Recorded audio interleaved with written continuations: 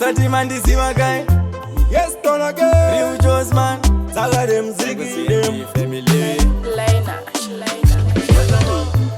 Toto mofunga kuziuraya, asi moyo sinondibaya. Ichiona zve vamwe futi zvichifaya. Ndafuka maishe naimwari. Pane nguva dzimwe dzandinombokaya kuti sei zvichiramba kufaya. Vamwe voti inda kuchechi kwamakaya, vamwe mhepo dzako iwe kani dzingafaya. Pane nguva dzimwe dzandinombokaya kuti sei zvichiramba kufaya. Vamwe voti inda kuchechi kwamakaya, vamwe mhepo dzako iwe kani dzingafaya. Vangu vakavharira muhari, saka ndachindoita sei Mwari kuti ndirarame kudai mari. Panoda ndifire kundari kwa Mwari wendinamatire, namatire iwe kwandabva kure, ndabva kure iwe ndori kumashure, kumashure ndakusiya zvikure. Pane nguva dzimwe dzandinombokaya kuti sei zvichiramba kufaya. Vamwe voti inda kuchechi kwamakaya, vamwe mhepo dzako iwe kani dzingafaya. Pane nguva dzimwe dzandinombokaya kuti sei zvichiramba kufaya. Vamwe voti inda kuchechi kwamakaya, vamwe mhepo dzako iwe kani dzingafaya.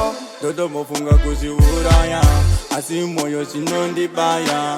Ichiona zve vamwe futi zvichifaya. Ndafuka maishe naimwari. Itai zvite nani, paketo ini andina plani. Nhamo yakandivatira mugogani, haidi ndibude newini.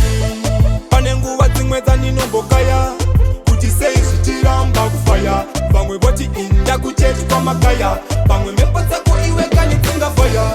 Pane nguva dzimwe dzandinombokaya kuti sei zvichiramba kufaya. Vamwe voti inda kuchechi kwamakaya, vamwe mhepo dzako iwe kani dzingafaya. Vangu vakavharira muhari, saka ndachindoita sei Mwari kuti ndirarame kudai mari. Panoda ndifire kundari kwa Mwari wendinamatire, namatire iwe kwandabva kure, ndabva kure iwe ndori kumashure, kumashure ndakusiya zvikure.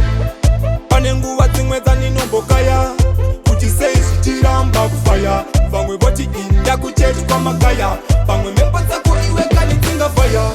Pane nguva dzimwe dzandinombokaya kuti sei zvichiramba kufaya. Vamwe voti inda kuchechi kwamakaya, vamwe mhepo dzako iwe kani dzingafaya.